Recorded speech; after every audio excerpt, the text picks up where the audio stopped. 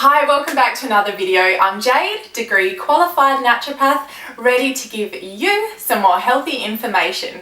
So today's going to be the first of my new segment, What Can You Do for My Wednesdays? So the reason why I'm going to do this is because as a naturopath, a lot of people don't understand what we do. Or someone might have been to us before and they absolutely love what we do, but trying to explain that to someone who's never heard of a naturopath before can be quite difficult. And even when I do explain it, it just goes over their head. However, if you can relate something to your condition, then I feel like you might be able to understand it a little bit better. So I put it out there today for people to tell me, what would you like help with?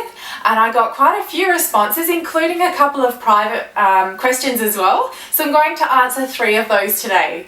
So the first one is energy, second one is sinuses, and the third one is, although not quite health related, and it was a little bit of a joke, but I thought I'm going to answer it since you asked, and this one was, how can you help my nutrition studies?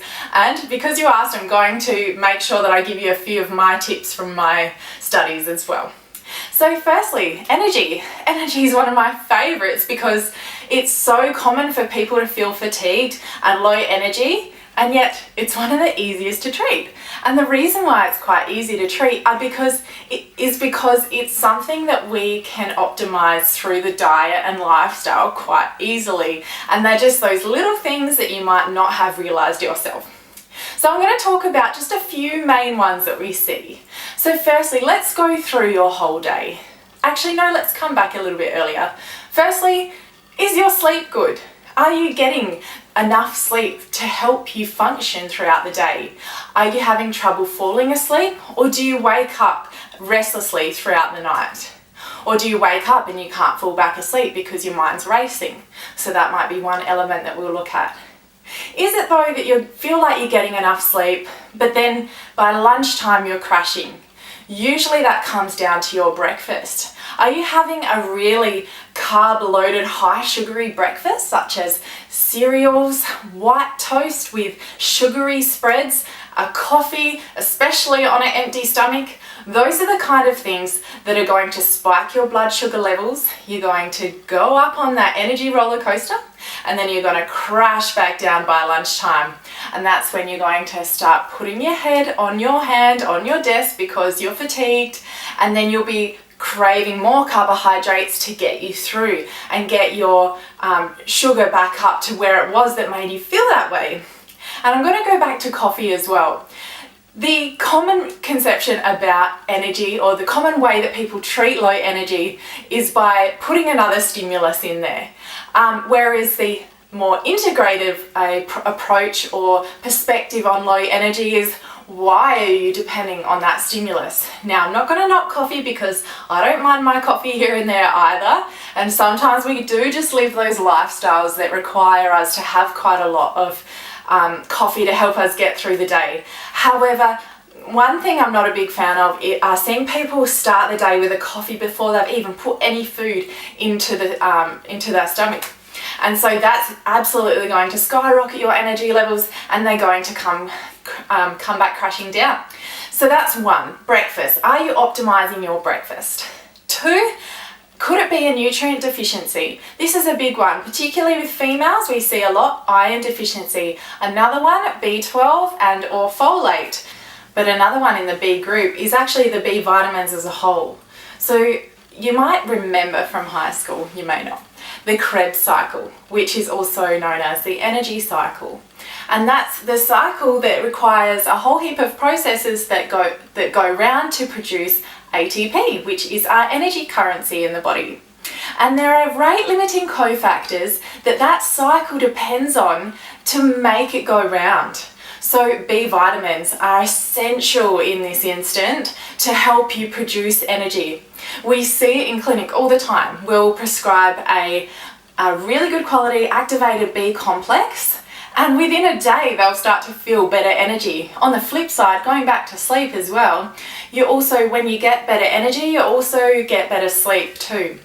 And that also goes into your neurotransmitters. So there are certain cofactors such as B5 and B6 that help neurotransmitters function or be produced correctly as well. So there are just a few nutrients, and there are many more that can help with your energy to function better. Now, also on the flip side of carbohydrates, sometimes people actually aren't getting enough carbohydrates. So you certainly can go one way or the other, or it might be that you're not sustaining your carbohydrates more as effectively, such as complex carbohydrates versus simple sugars or refined carbohydrates. So you want carbohydrates that are going to sustain you throughout the day rather than spike that blood sugar like I was talking about. So instead of opting for refined sugars or refined carbohydrates such as white bread, pasta, baked goods, those kind of things, you want to look to vegetables or fruit as well, because they come packaged with fiber, which help to release that sugar a little bit more slowly in the bloodstream. But of course, in the clinic situation, we would want to assess what your lifestyle is, what your nutritional demands are, how old are you, your athletic performance, and the kind of body type you are too. They're all factors that are going to determine how many carbohydrates you need throughout the day, or how little carbohydrates you need throughout the day. And same with weight loss as well. Sometimes we might need to cut those back short term so that we can help to support that weight loss as well. Another really important one for energy is water. I don't know how many times we see people who come in and say that they get enough water, and then when we look at it, we realize actually, no, you're not getting enough water at all. And if we don't have enough water, we're not going to get that blood flow moving through the body and getting the oxygen to the brain and all those kind of things. And of course, your organs aren't going to be functioning as efficiently. So water essentially, it's not a one-size-fits-all measurement.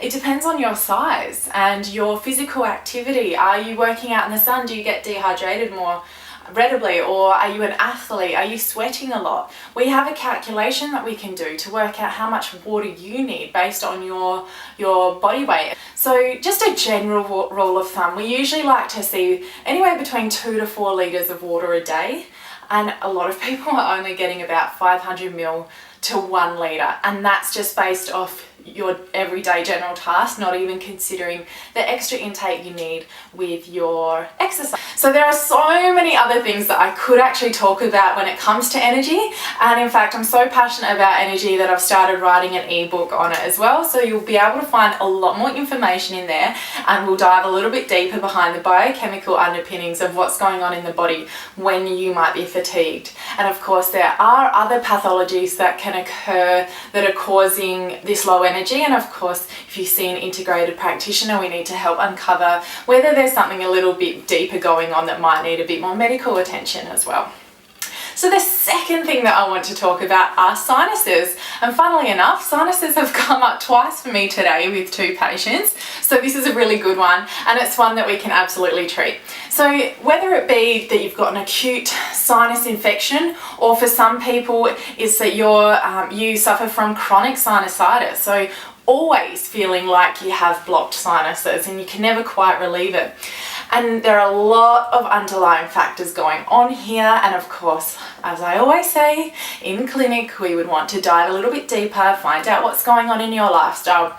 But I'm going to talk about here what are the key factors that we would look at. And so of course we want to look at your diet and lifestyle. We want to look at your gut function. Is your gut functioning correctly? Do you have all the good microbes that are going to support your immune system? Do you have your tonsils? They're a first line of defense. Do you have allergies? Is there an allergic stimulus that is consistently causing that allergic response in the sinus cavity that's causing inflammation and swelling that causes you to feel like you've got blocked sinuses? So there are some questions that we might need to dive deeper into. If it is an allergy, we then want to try and lower that histamine response, and now that opens a whole can of worms because there could be genetic factors behind why you've got high histamine. And there are some amazing foods and also nutrients and herbal medicines that can help with sinuses. So for example, vitamin C, fantastic. Zinc, absolutely fundamental and always, well, just about always low in people's diets, and also being readily used up with so many processes in the body. vitamin D. Vitamin D is so important in allergies and immune function, and unfortunately just about everyone we see is low in vitamin D, mainly because we're not spending enough time in the sunshine. And even people still think, oh, I spend time in the sunshine, but they don't realise you need to have all your limbs exposed. Unfortunately, you can't have sunscreen on if you're going to help that vitamin D process in the body correctly. And also, is it the right time of day? So vitamin D is actually more now known as a hormone rather than a vitamin. And we're actually understanding so much more about vitamin D than we did before. And in this case, we know that vitamin D is an immune modulator. So going back to the sinuses, another thing that we would want to do is to support the allergic response, we might look at other herbals or even phytochemicals such as bromelain, which is found in pineapples and pineapple core, and also quercetin as well. Quercetin is a phytochemical that is fantastic for reducing histamine. So what might we prescribe for sinus problems? Well, one that's fantastic symptomatically is horseradish. Because it's quite potent, it can help to clear and dry up the sinuses. Another one is NAC, which stands for N-acetylcysteine, which is a fantastic mucolytic that helps to dry up excess mucus as well. Of course, we also want to kill off any bacterial or viral infection as well, which we will need to determine which one it is. However, there are fantastic herbs such as Andrographis, which is a fantastic antimicrobial or antibacterial and antiviral. We might prescribe garlic, which is again a really great antimicrobial. Echinacea, which is fantastic for the immune system and to support building up the white blood cells. But once again, getting down to the root cause of your condition, we want to know, why is your immune system depleted?